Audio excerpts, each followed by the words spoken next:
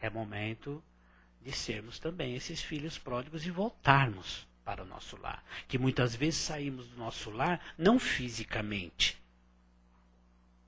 Moramos na mesma casa e não estamos lá, porque não estamos nem dando atenção ao que está acontecendo no nosso lar junto aos nossos familiares. E todos no lar têm responsabilidade na harmonia e na manutenção e até mais estreitamento dos laços de família. Nossa família é toda a humanidade, como o próprio Jesus disse. Mas comecemos devagar com o nosso próprio lar. Ainda que saibamos que a nossa família é toda a humanidade, comecemos pelo nosso lar. Comecemos a pensar na humanidade como sendo o nosso lar. Comecemos a semear a paz e a união dentro do nosso lar, a sermos fraternos dentro do nosso lar, a ajudarmos dentro do nosso lar. Devagarinho, a gente vai fortalecendo ainda mais esses laços de família. E nós encerramos com um trecho bem curtinho de Emmanuel, através de Chico Xavier, que chama-se Afeições, e que ele diz: o amor não é cego. Vê sempre as pessoas queridas tais quais são. E as conhece na intimidade mais do que os outros. Exatamente por dedicar-lhes imenso carinho. Recusa-se a registrar-lhes os possíveis defeitos, porquanto sabe amá-las mesmo assim. É isso. Muita paz a todos.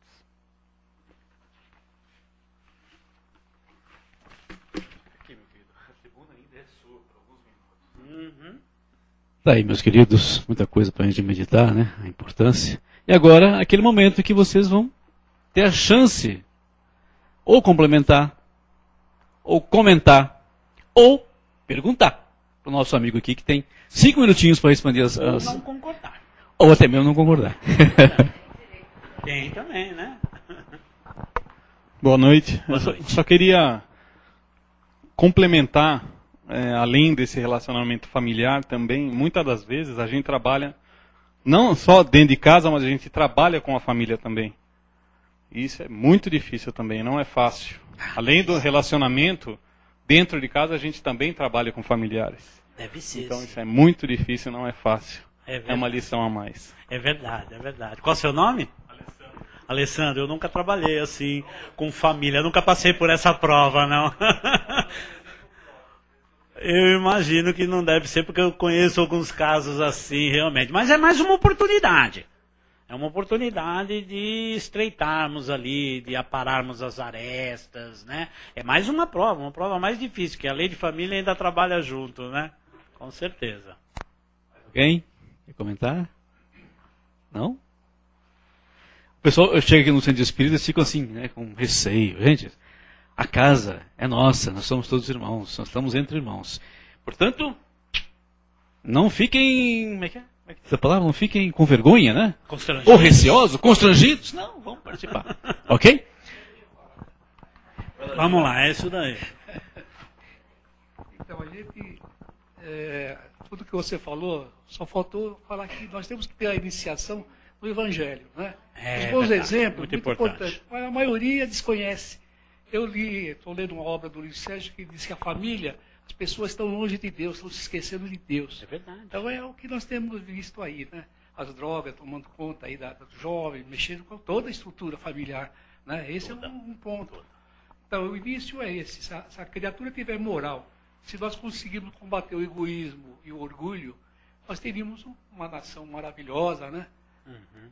E o mundo, porque por extensão, Sim, por extensão. a célula máter de tudo o início mesmo Uhum. é família, né? Uhum. Nós sabemos disso, Jesus disse isso. Só que ele quis falar da família espiritual principalmente, né? Ele não quis se apegar, porque aquele povo realmente era um povo muito materialista naquele Uhum. momento. Com E ele ele quis se referir à pátria espiritual, ao mundo verdade. espiritual, à vontade do Pai. Aquele que fizer a vontade do meu Pai, esse é meu irmão, aquela é minha mãe, assim por cima. Isso Né? mesmo. Isso que ele falou nessa passagem. Né? Isso mesmo. Então o início seria assim, né? A gente ter porque a gente lê todo dia as reportagens. No campo da política, As pessoas perdem a estribeira, mas é início, eles tiveram família, tiveram lar. O que eles aprenderam? Não é? Será que nós, na mesma situação, também faríamos a mesma bobagem que estão fazendo? Estou vendo uma comparação entre Margaret Thatcher e a nossa presidente. Então a gente vai vendo as opiniões, como essa mulher lutou, a inglesa, para recuperar aquela nação que nós sabemos que já tem tradição, mas estava numa situação difícil. E ela lutou contra tudo e contra todos. Pensou lutar contra sindicatos? Não é fácil. Não é brincadeira. E daí por diante, Então, essa estrutura familiar, e tem a religião aí no meio. Então, nós vamos ver a estrutura dela também. Eu costumo... O conhecimento também da parte espiritual. Eu costumo dizer que os nossos políticos, falando aqui do Brasil, a gente fala tanto dos nossos políticos, mas não podemos esquecer que os nossos políticos saem da nossa sociedade. Saem dos nossos lares. Quando eu digo nossos, eu não estou pontuando o meu, o seu, mas dos lares todos da sociedade. Então, por isso que nós dizemos, e até por conta disso, nos aproximarmos mais de Deus, e a parábola do filho pródigo mostra muito bem isso também, Há até uma interpretação nessa parábola de que o pai seria Deus. E os dois filhos seriam a humanidade, O filho que ficou é aquela parcela pequena da humanidade que encontra-se ainda muito próxima e que fica próxima a Deus. E o filho que se afasta é a parcela maior da humanidade que vai se afastando de Deus. E chega um momento que nós temos que fazer o caminho de volta. Então devemos ser também os filhos pródigos. Mas a importância de nós trabalharmos tudo isso dentro da nossa família vai fazer com que nós tenhamos no futuro, políticos melhores. Pessoas engajadas em trabalhar pelo bem do próximo, da sua cidade, do seu estado, enfim, do seu país como um todo, no nosso planeta. Mas nós temos que trabalhar isso na nossa casa. Porque se nós estamos na nossa casa, procurando os caminhos mais fáceis para conseguirmos algumas coisas, através da corrupção, não, mas eu não sou corrupto. Tá, eu não sou corrupto. Mas o alvará lá para o funcionamento da minha casinha, lá do meu restaurante, não sai de jeito nenhum. E aí eu vou lá e ofereço dinheiro. Mas eu não sou corrupto, Sem contar outras situações no nosso dia a dia, que nós agimos de maneira errada e que os nossos filhos estão vendo isso na nossa casa. Com a mentira, tocou o telefone, fala que eu não estou. Você está. Atenda, ou fale, avise que agora eu não posso atender. Ótimo, então você já não está mais mentindo. Porque você está dizendo que está, mas não pode atender. Ou atitudes que nós fazemos. Vamos lá, saímos com o nosso carro, vamos viajar, toda a família, todo mundo bonito, vamos fazer uma viagem, aquela trabalheira toda para pôr tudo dentro do carro, nem me fala. E coloca tudo dentro do carro, o guarda parou, pegou um probleminha lá no carro. Talvez se tivermos a oportunidade, porque ele vai aprender o carro. Esse probleminha é para aprender o carro. Não é para multar. Só se for para multar, multa. Não, vai acabar com as férias. Vai aprender meu carro. Isso depois que eu viajei 3 horas de carro. Eu não estou aqui do lado, não. Eu viajei 3 horas de carro, o guarda vai me aprender. As crianças já estão chorando. A sogra já está de cara feia lá. E o policial me dá uma oportunidade de eu fazer um agradinho a ele. E eu penso, meu Deus, e agora? Bom, eu vou fazer esse agradinho a ele porque eu não posso privar a família. Como que eu vou voltar sem meu carro? Isso não é corrupção? Da nossa parte? Essas pequenas coisas, às vezes nem tão pequenas, que podem acontecer conosco no nosso dia a dia, é que ditam a diferença de termos ou não o Evangelho. De estarmos seguindo ou não os caminhos do Evangelho. E nem só do Evangelho, mas os caminhos de caráter de cada um. Se nós trilharmos por esses pequenos errinhos, por essas pequenas atitudes equivocadas, os nossos filhos que estão vendo isso, talvez amanhã ou depois sejam candidatos a alguma coisa. E o nosso exemplo vai influir lá na frente deles também. Lá no futuro deles. Por isso essa importância que você falou o Evangelho é uma das coisas extremamente importantes dentro de outras no nosso lar. E quem está se norteando pelo Evangelho tem um caminho de luz, um caminho seguro, né? Não é pergunta. A Sara Miranda mandou um abraço para você. Muito obrigado, Sara. E para Neide. Como vocês viram, é uma amiga. Trabalha comigo. Para você e para Neide. Disse que não pôde estar presente, mas que tinha certeza que você ia conseguir transmitir a sua mensagem. Muito obrigado. A Sara é uma amiga que trabalha junto, já veio aqui, conhece a casa aqui também, e tem junto com a gente um trabalho junto a moradores de rua também aqui em Santana. E mais 2 coisinhas rápidas. Outra é que você diz que nós não somos corruptos, né? Eu li uma frase outro dia, não me lembro de quem, que ele dizia que os homens não são corruptos, nem todos, mas todos são corruptíveis. Então, tá vendo? E esses dias estava até na internet um negócio que eu achei bem interessante também, dizendo que...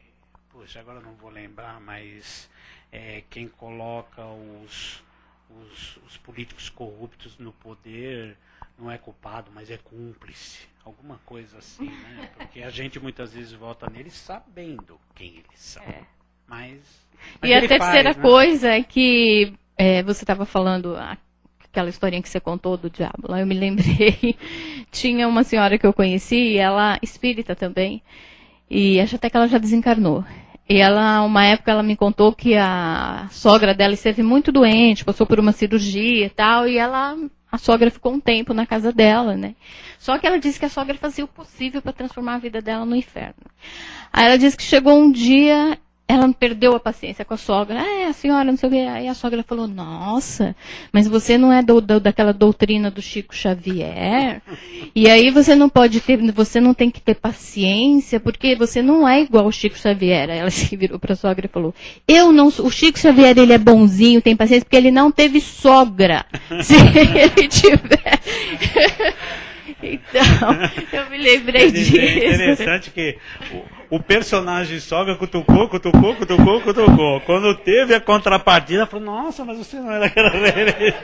É bem interessante. Eu falei, não, tudo bem, eu sou daquela religião, mas tem alguns bons limites, né?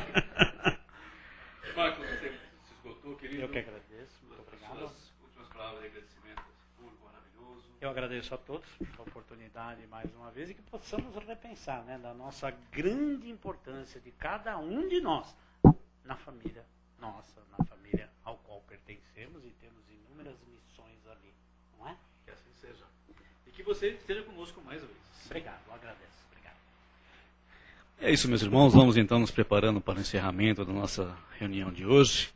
Vamos fazer as nossas vibrações com muita calma, com muita serenidade. Vamos de novo retornar a Jesus, o Mestre amado, com a sua imagem em nossas telas mentais. E recorrendo a Ele, chegaremos ao Pai para pedir ao Pai paz para o nosso planeta, harmonia para o nosso país, vibrar pelos nossos políticos, os nossos irmãos que estão nos cargos de comando da nossa nação.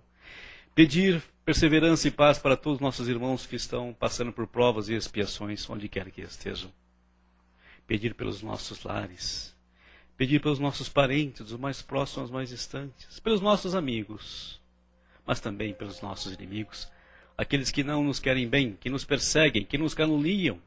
Que um dia, Pai, tenhamos a oportunidade de nos entendermos como irmãos que somos. Queremos ainda nesse instante envolver toda a espiritualidade amiga num abraço fraterno em Jesus, incluindo aqueles nossos parentes que fizeram parte da nossa família terrena e que hoje já estão na pátria espiritual. Que eles sintam o nosso carinho, o nosso amor a partir deste momento. E enfim, Pai, pedir por esta casa de caridade, pedir por todas as casas que estão promulgando o Evangelho de Jesus, que estão propagando o Evangelho de Jesus para que ele seja uma realidade para todos os nossos irmãos em humanidade. Vibrar por nós mesmos, rogando ao Pai paciência, perseverança e fé, para que prossigamos nessa caminhada de renovação interior, hoje e sempre. Que assim seja. E assim, Pai, agradecemos a oportunidade. Jesus, Mestre amado, obrigado pela presença entre nós, através dos seus mensageiros de luz, aos nossos guias, nossos mentores, os nossos mentores amigos, o nosso muito obrigado pelo carinho e pela presença entre nós.